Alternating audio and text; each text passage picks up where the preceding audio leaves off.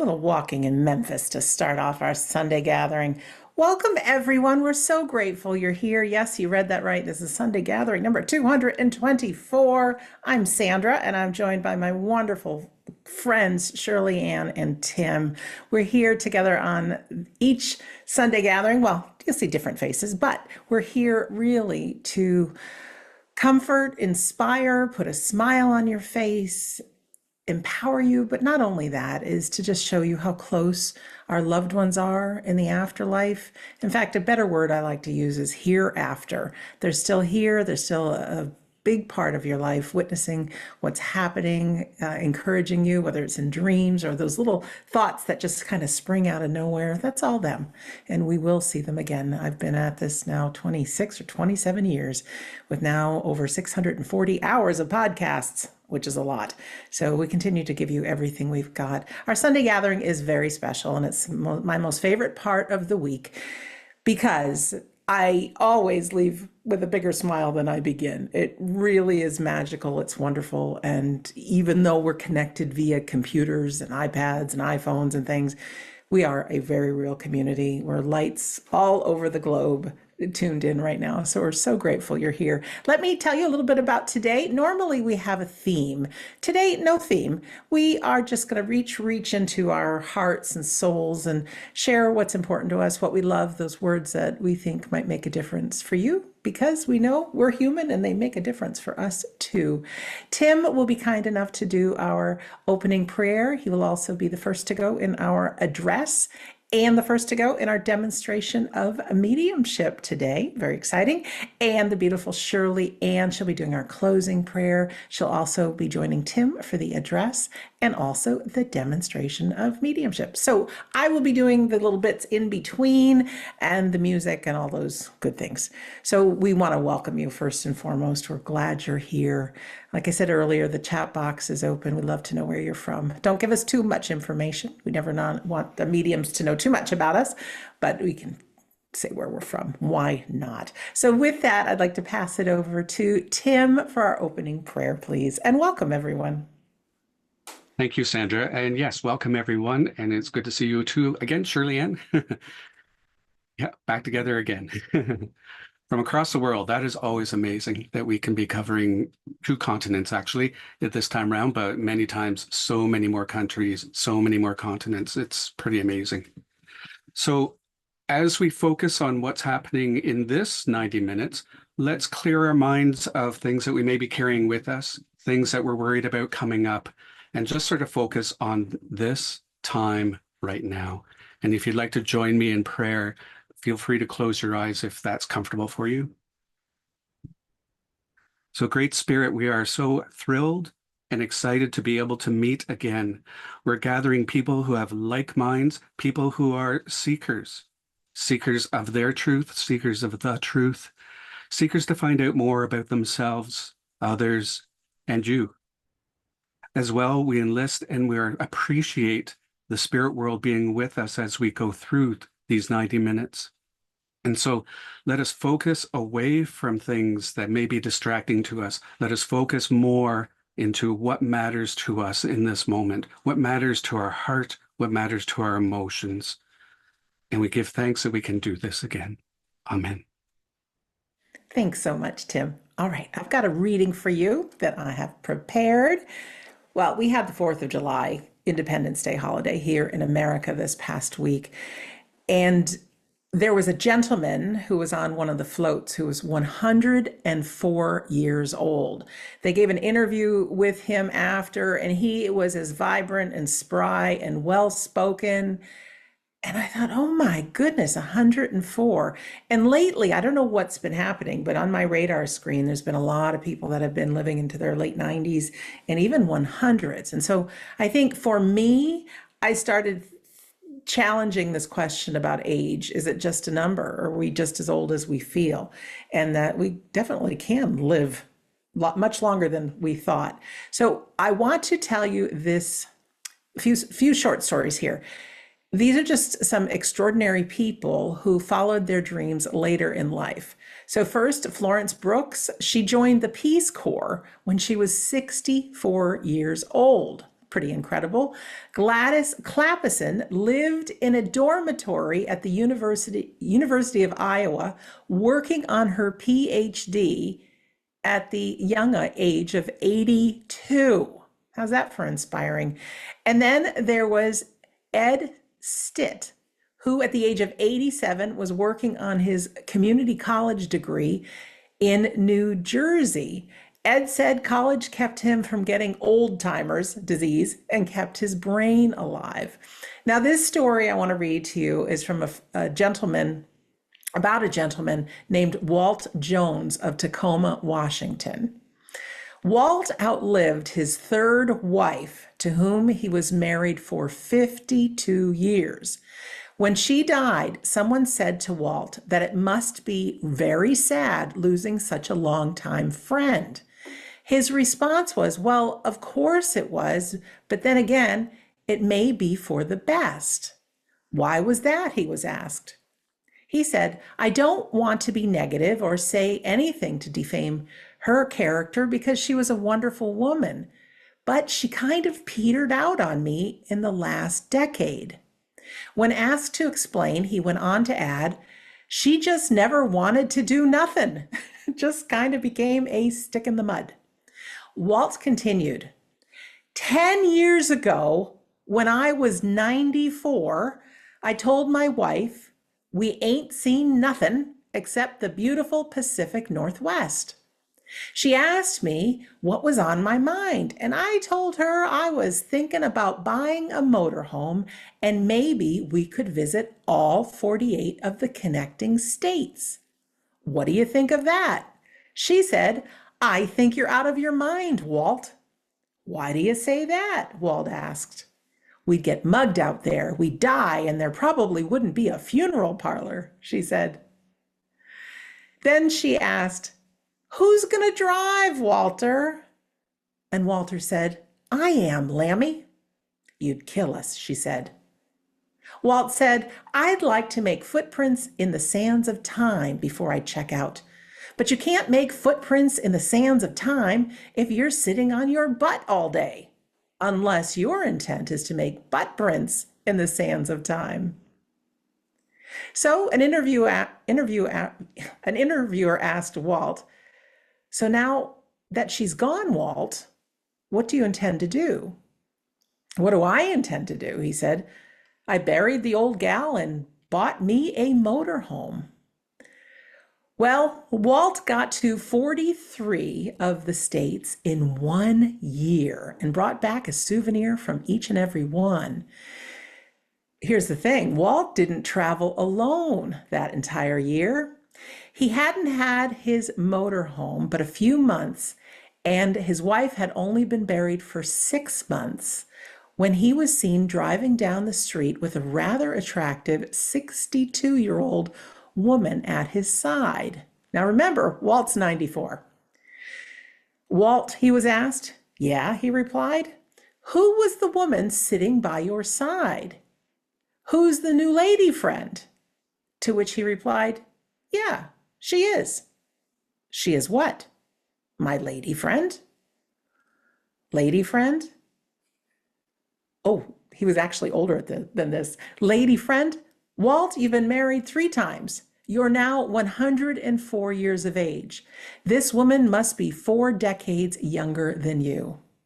Well, he responded, I quickly discovered that a man cannot live in a motorhome alone. I can understand that, Walt. You probably miss having someone to talk to after having a companion all of these years. Without hesitation, Walt replied, I miss that too. Two? Are you inferring that you have a romantic interest? I just might. Walt. What? He said. There comes a time in a person's life when you knock that stuff off. Sex? He replied. Yes. Why? He asked. Well, because that kind of physical exertion could be hazardous to a person's health. Walt considered the question and said, well, if she dies, she dies. Walt celebrated his 110th birthday being interviewed on a national television show. Looking a little bit like Colonel Sanders with a black cap, Walt said to the audience, "How old would you be if you didn't know the date you were born and there were no darned calendars to depress you once a year?" Ever heard of people getting depressed because of a calendar date? Oh, Lordy, I hit my 30th birthday. I'm so depressed. I'm over the hill. Oh no, I hit my 40th birthday. Everybody in my work dressed up in black and sent a hearse to pick me up. Oh no, I just turned 50 years old, half a century old. They sent me dead roses and cobwebs. Who says you're supposed to roll over and die when you're 65? I have friends more prosperous since they turned 75 than before. As a result of a little condominium investment I made a few years back, I've made more bucks since I turned 105 than I did before. The bottom line, my friends, may the story of Walt Jones inspire all of us to remain young at heart and enjoying each and every day of our lives. So I hope you enjoyed that. It's just a new spin on age. And yeah, I'm 58 now, and I thought, oh, I'm pushing 60. But so what? I'm going into my 100s. Okay, we're going to turn now to our healing segment. And for those of you who are new, what we do here is we play a lovely piece of music, but it's an opportunity to think of those in the world and those in our families, maybe even ourselves, that need a little healing. And we'll send a special prayer out to all. But while we sit for healing, it's a lovely idea to picture people healthy, whole, and well, and perfect, even conflicts in the world. Picture them well. Those in the unseen world, I 100% believe, take our human energy and they deliver it to where it's needed into the world. And anytime we offer our healing ourselves, of course, some comes back right back to us. So if you want to just sit back, relax, you can enjoy a beautiful song. It's called Believe, and it's got some pretty special words. And when we come back, we'll hear from Tim and then Shirley Ann for our address. So feel free to close your eyes if you like, if you're comfortable with that. And here is a very beautiful song. Wow, that was so nice of a song. And that gentleman can not only sing well, he's also not afraid of heights. There was beautiful scenery in there. And as they scanned around, I kept thinking, my goodness, wind might catch you and away you go. But that was great. And the reading, thanks for that reading, Sandra. It gives us all hope to know what Walt can do at that age. That's fantastic. So in a way, for this week, we've got carte blanche from Sandra to talk about, what might be important. And my hands want to do this right, right away. But I think we'll play it a little bit more safe than that. Actually, what I thought I would talk about is you. And for some, that's your favorite topic, yourself. And for others, that's your least favorite topic. You'd rather talk about someone else rather than yourself.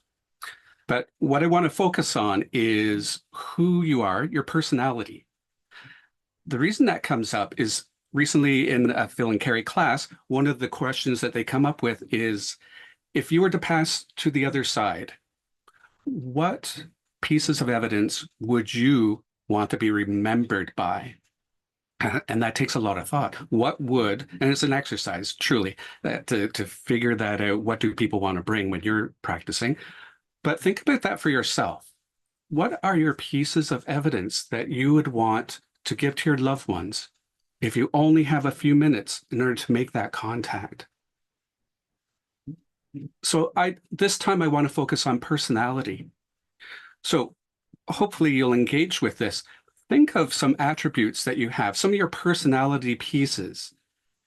And I can almost guarantee a lot of people go right towards some of the things that they shouldn't do, or some of the things that they're a little critical about for themselves. That's interesting. That happens a lot. Instead, I want you to think about what are some positive things about your personality? Who are you? What are some things you truly believe in?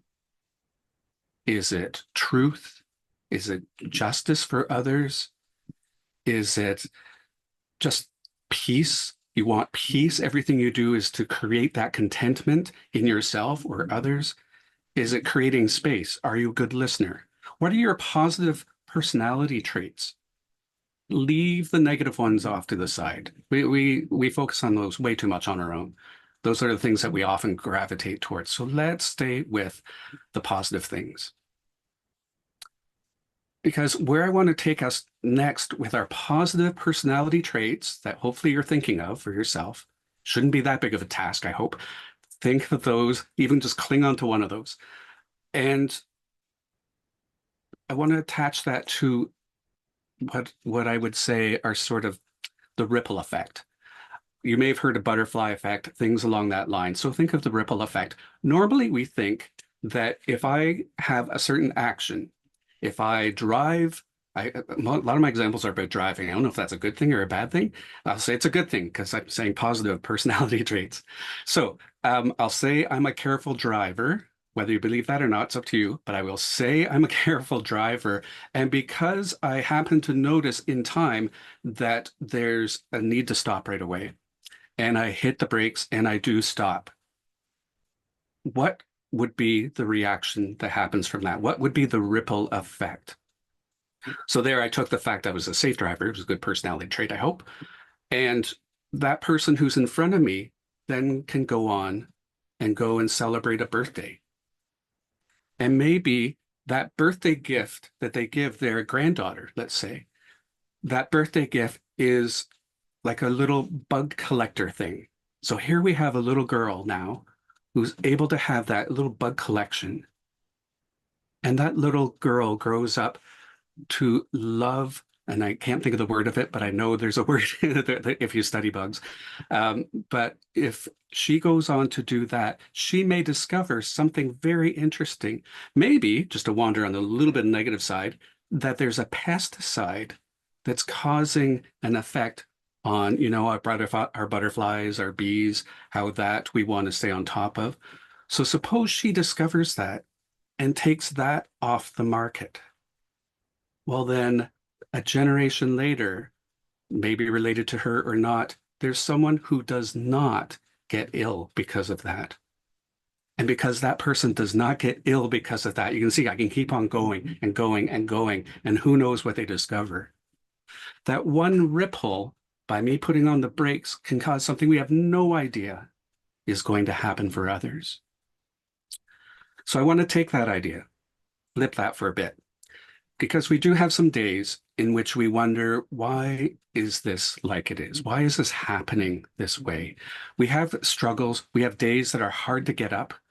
If you're studying any side of the spirituality, there may be days in which we want to, in a sense, give it in because it's gotten really tough. We've hit some walls, or we've had some negative feedback. Any of that could apply for any careers. What is it that's coming out of that? So by coming out of that ripple effect, the negative moment, that bad word that we hear towards us, causes us to reflect, to shrink, to reduce, but then we get a tougher skin. We do come back. We are a resilient people. That is within us. Sometimes we need support. Sometimes we do it all on our own, but we do come back. So that really negative thing, that experience, that struggle that we're having can be something that is absolutely awful at the time, but we bounce back. A lot of us are here at the gathering because we've experienced some passing in our lives, and that can be really, really tough. And it's no doubt life-changing. And we learn how to adapt. We learn how to go on. We listen. We want to hear. We hopefully gain support. Out of that, though, you will have changed. And because of what you did, by coming out of that, you're able to do one step probably for someone else. That negative ripple, is what I'm looking at. Not just my positive car braking positive ripple, but even the negative stuff in our life as we work through it, as we experience it, as we deal with it, sort through it, creates a ripple in our own lives, causes us to change, causes us to look at things a little bit differently. So when there are moments that we do feel a little dragged down, we want to make sure that we will hold on to who we are. Who are those personality traits that live deep within us that we recognize? And hopefully you listed quite a few, because those will not change. Those will not go away. Those positive ones you keep with you, and they see you through this journey. And because of that, you can go out and take your next step, which causes a good thing for somebody else, a kind word for somebody else, a kind word for maybe someone going through something similar. So when you look at your personality traits, let's start with the positive ones. If you are struggling with who am I, who are those positive ones? I'll sort of end with maybe a thought as to where to go with that one. I'm sure you've heard of some wonderful philosophers. Alan Watts, Ram Dass comes to mind, Rudolf Steiner, Helena Blavatsky. Those are all wonderful philosophers. And if you've studied those, and if you read those, and you probably have your own, they have changed you. They have created a ripple in you. You have become the new philosopher. You take all of those bits and pieces, the ones that stick with you, and what you say with that background, that change creates a new philosophy that's you. It's a you philosophy. And the change that you can create from that, even when you have no idea that you did it, will ripple forever and ever and ever. So take that moment, take pride in who you are and where you can go and what you do day to day, because we may never know the positive effects that we carry, but you are needed because you need to do those ripples for other people as well. So thank you for listening for that. And I happily pass it on to Shirley Ann. Thank you, Tim. And isn't it extraordinary to think of that constant changing person that we're allowed to be and can move towards? But my question this morning I'd like to pose to people is, what is peace? Really, what is peace? We have our external peace. We know all around the world there's all sorts of things happening. But when we find that inner peace, it actually brings us into a present moment. The present moment that we are living, and as Tim says, affects us and affects others. So how does that inner peace affect you?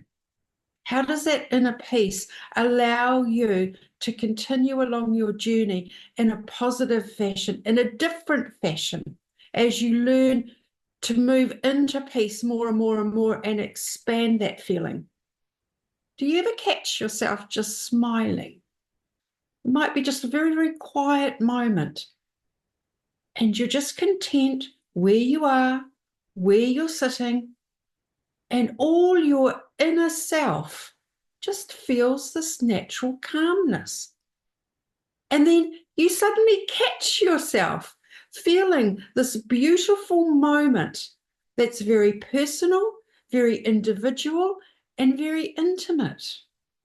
No one else is aware of what's happening within you at that moment. Isn't that special that we can share that moment with ourselves and how that affects us moving forward? Allowing that inner peace to grow, to last longer, to sustain us. But you know, inner peace allows us to forgive. Who's the hardest, as Tim says, on you? Who do we beat up? Probably on a daily basis for something that could be very, very minor. But if we have that little room at the back of our mind that we can just go and sit and find that inner peace. We can just put those things to one side. We can look at things that happen in our life and say, okay, yes, that happened, whether it be a negative, whether it be a positive. Yes, that happened. And I'm just going to put that off to the left. It's there. It's part of me. It's part of what's made me. But I'm at peace with that. I find my inner peace, which gives me an inner strength. And I don't know about you, but I can do with lots of that. That inner peace allows us to draw closer to self. It allows us to really get down to the nitty-gritty and start to know who we are because we've taken the time. You know, often when we come into a peaceful state or start to know what a peaceful state is, it's surrounded by fear because we're kind of waiting. What's going to happen out left field? What's going to happen out right field? Am I deserving of sitting in this harmonious seat I've created? Am I worth it? And my answer to that is, of course. We've made it through, as our friend Philip Dykes often says, 21 years into this life. Pat yourself on the back for that and find that inner peace. Learn to live in that inner peace. And I even want to say on a daily basis. Allow yourself to catch those moments and recognize what it is. And when those struggles come around the corner, the memory of that lovely feeling, go into that lovely memory. And it will open the door to that beautiful, peaceful room that you have just sitting in the back of your mind, allowing you to enter and just to sit. One of the things that I've found that I have been enjoying lately in my life is the peace. I find myself looking at things within my own personality and really, really turning them upside down and inside out and opening that drawer and saying, do I like this? Can I improve this? Where could I help someone else just a little bit more? How can I come out of my mouth just a little bit more? And as Tim says, cause and effect. Everything has a ripple. So if you can be that one little drop on a ripple that adds that positivity, that adds that care, that adds that harmony, that adds that peace with lack of fear. In my books, it's got to radiate that positivity. Radiate that positivity to some person who right now may need it. Sitting in your peace and learning to be in your peace more and more helps you react differently because you are in a more calmer state. Often we're reactive in situations and just think, right, we're in there. But hang on, do you have to be? Is there a better way to tackle a situation, whether it be positive or negative? Is there a kinder way to treat someone around this situation that you're dealing with? Is there a better way to think about a person within thoughts? As well as giving ourselves a break. Sometimes we have to give others a break as well.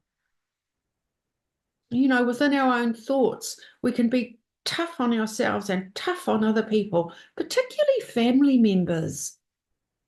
You know, family members often we take for granted, and they've put up with you for 21 years, and vice versa, of course.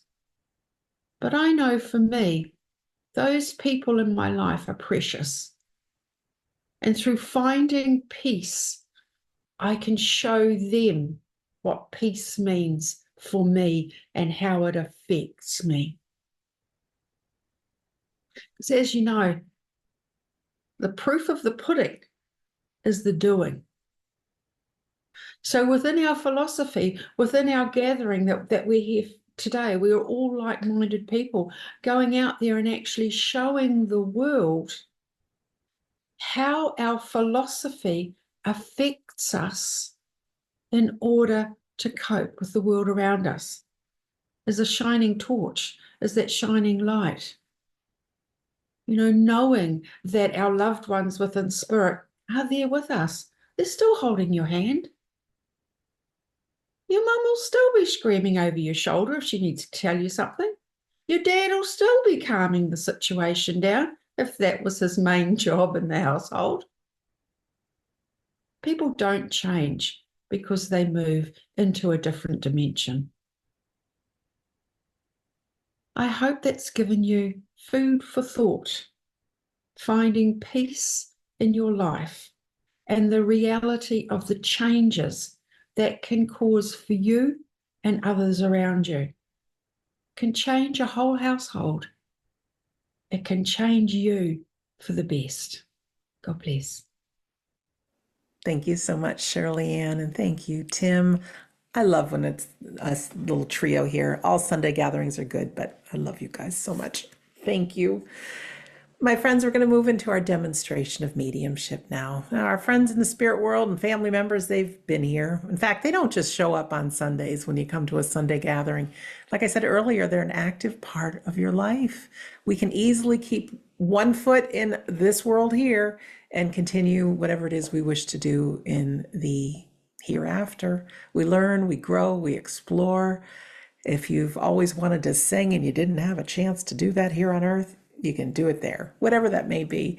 But they're very active in our life. And today you saw or have seen myself, Tim, and Shirley Ann being representatives of our Sunday gathering community. We have well over 100 people here with us now. We'll get a handful of friends from the spirit world that are speaking on behalf of all of our loved ones, that they're here, they're with us, that they're part of our lives. So there will be some members of our Sunday gathering community that will get a reading today. But if you don't, please know this is the spirit world, how they work, and they're working on behalf of everybody to say, we're still here with you, guys and gals. We're part of your lives. And if you listen close enough, you realize that some of the messages that come through, maybe you could use a little bit yourself. I mean, that happens to me each and every time. And it's a good reminder of living life. And like Shirley Ann and Tim spoke of, about how our life and has that ripple effect and the peace and all those good things. So our friends in the spirit world will have messages for all of us as well, but they'll also have be able to give evidence to their loved ones and saying, yep, this is me, I'm still here. So I'd like to give you a little bit of instruction how this part goes. Tim will go first, then Shirley Ann, and I think we have enough time for them to each bring through two friends from the spirit world, two loved ones. What they do is they will ask those in the spirit world who wish to work with them to do just that. Tim and Shirley Ann are both long time